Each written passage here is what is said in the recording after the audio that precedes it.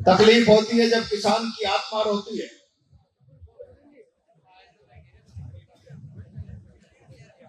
हिंदुस्तान का किसान भारत राष्ट्र की आत्मा है। किसान की तकलीफ इस मुल्क की तक, लेकिन मुझे तकलीफ के साथ कहना पड़ रहा है, इस भारत राष्ट्र की आत्मा के साथ डबल इंजन की सरकारें अपनी संवेदना खो चुकी हैं। पिछले 2 महीने से लगातार राजस्थान अतिवृष्टि की चपेट में, सारा हिंदुस्तान जानता है, लाखों हेक्टेयर जमीन राजस्थान में लगातार गिरती हुई बारिश के कारण फसल बोने से वंचित रह गए। और जिन किसानों ने फसल बो दी, जिन खेतों में फसल लहलानी चाहिए थी, जिन पर फसल आना का समय प्रारंभ हो गया, खड़ी हुई फसलें किसान के सपने के रूप में महकनी चाहिए, पानी से भरे हुए खेतों के कारण किसान के सपनों का खून हो गया। और आज जब सभा प्रारंभ हुई तो कुछ किसान गली हुई फसल लेकर नहीं आए। ये गली हुई फसल नहीं, ये भीलवाड़ा के किसानों के अरमानों की होली है। फसल आएगी, धान मंडी में बेचेंगे, अगले 6 महीने का ताना पाना बुनेंगे, सपना बुनेंगे। घर में कोई मांगलिक काम होगा, घर में कोई उत्सव मनेगा, घर के जरूरी काम होंगे। आज इस मंच पर जो गली हुई फसल है, उन किसान के अरमानों की चिता अर्थी के रूप में यहां पर पड़ी। मुझे पीड़ा राजस्थान के किसान के खेत में अतिवृष्टि के कारण उनके सपनों का खून हो गया, उसके अरमानों पर पानी फिर गया। और डबल इंजन की सरकारें मानवीय संवेदना खोकर देश के प्रधानमंत्री लगातार विदेश की यात्राएं कर रहे। राजस्थान के मुख्यमंत्री जी लगातार प्रधानमंत्री जी का 75वां जन्मदिन आ गया है, सेवा के पखवाड़े के रूप में मनाएंगे। जनता के पैसे से हेलीकॉप्टर उड़ाकर प्रधानमंत्री का जन्मदिन मनाने में मशगूल है। मैं राजस्थान के मुख्यमंत्री, राजस्थान की भारतीय जनता पार्टी की सरकार और तमाम जनप्रतिनिधियों से कहना चाहता हूं, रोम जल रहा था, नीलो चैन की बंसरी बजा रहा था, राजस्थान का किसान त्राइमाम कर रहा है। अतिवृष्टि ने उसने के सपनों का खून कर दिया और भारतीय जनता पार्टी की सरकार अपने बेताज बादशाह प्रधानमंत्री का जन्मदिन मनाकर उसके सपनों पर, जख्मों पर नमक छिड़कने का काम कर रही है। राजस्थान बर्बादी के कगार पर खड़ा है और भारतीय जनता पार्टी की सरकारें जश्न मना रही है, प्रधानमंत्री के जन्मदिन मनाने का जश्न। राजस्थान में मनने वाला कोई भी जश्न इस समय, चाहे प्रधानमंत्री का जन्मदिन हो, चाहे राष्ट्रपति का जन्मदिन हो, वो उत्सव नहीं। इस राजस्थान की जनता के हरे जख्मों पर नमक और मिर्ची डालने के बराबर का काम है, जिसको भारतीय जनता पार्टी की सरकार कर रही है। बहुत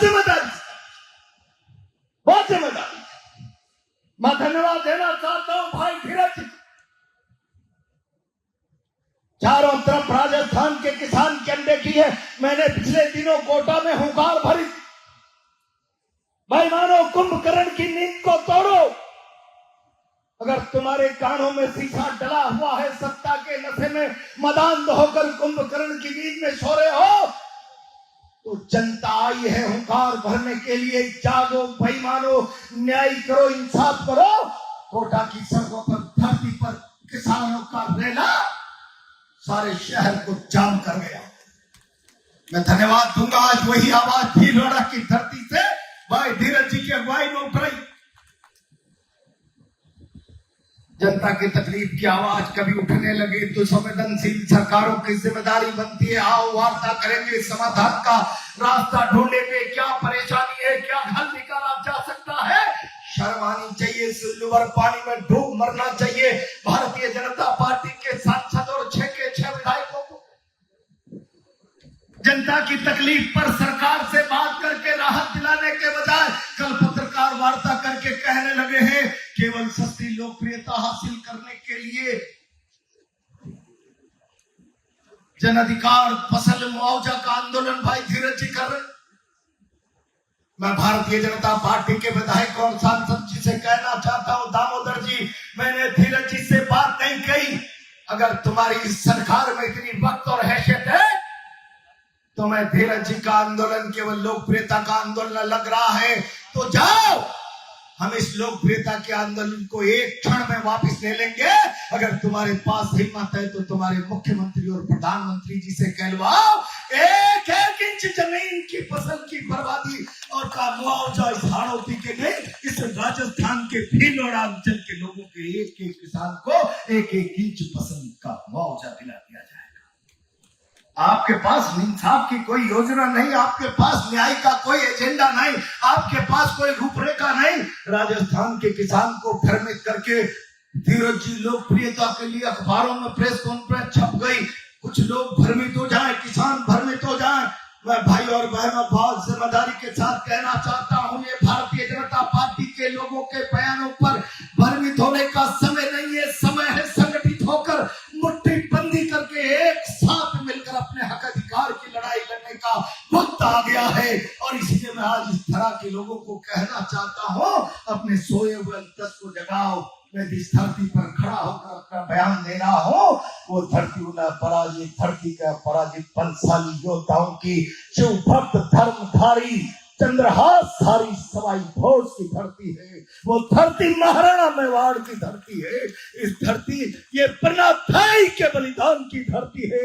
इस धरती ने देश धर्म की रक्षा के लिए बलिदान और पराक्रम का नया इतिहास रचा है। आज इसे अपने पेट के साथ, अपने परिवार के साथ इंसाफ के लिए, न्याय मांगने के लिए सड़कों पर आना पड़े तो धर्म और देश की दुआई देकर इसकी मार्केटिंग ठेकेदारी करके सत्ता के तख्त पर आसीन होने वाली इन सरकारों को सिल्वर पानी में डूबकर मर जाना चाहिए। मेवाड़ की अस्मिता भारतीय जनता पार्टी पूरे देश में बेचती है। मेवाड़ की अस्मिता इस धन्य धरा की अस्मिता को मार्केटिंग करके भारतीय जनता पार्टी पूरे देश में व्यापार करती है।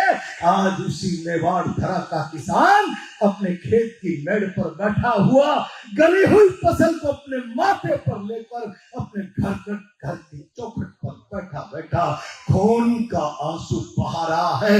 बताओ भारत के प्रधानमंत्री जी, बताओ भजन लाल जी, क्या है आपके पास उस खून के आंसू का हिसाब? किसान की तड़पती हुई रोती हुई आत्मा के साथ न्याय और इंसाफ की इबादत किस प्रकार से आप लिखना चाहते हो?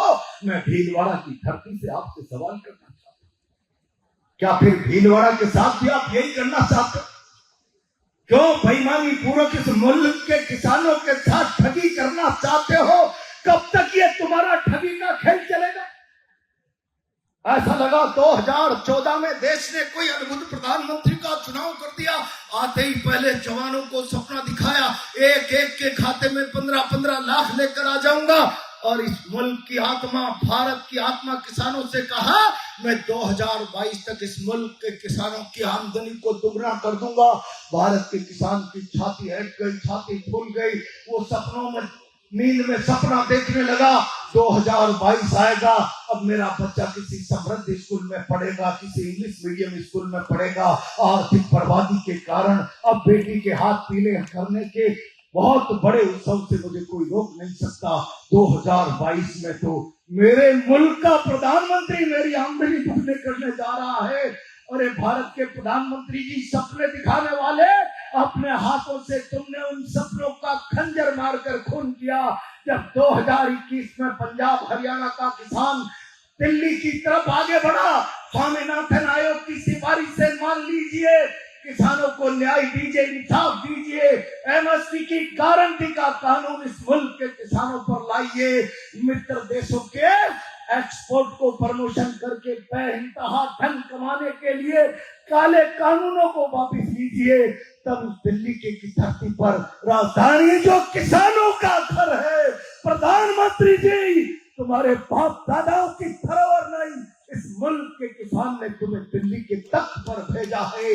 अपनी धरोहर पर भारत का किसान जाना चाहता है अपने लिए न्याय और इंसाफ मांगने के लिए, और दिल्ली की धरती पर जाने से पहले सीमेंट कंक्रीट की दीवारें खड़ी कर दी जाए। जिस प्रकार से पाकिस्तान के बॉर्डर से वहां कोई शत्रु सेना आ रही है, इस प्रकार दिल्ली के तख्त पर बात करने के लिए जाने वाले किसानों को सीमेंट कंक्रीट और कांटों की बाढ़ और संगीनों का पहरा लगाकर रोक दिया जाए। तब ये भारत के प्रजातंत्र की आत्मा दहाड़े फाड़ फाड़ कर रोई होगी, ये दिल्ली किसानों की है, मोदी जी आपकी नहीं। न्याय करो, इंसाफ करो।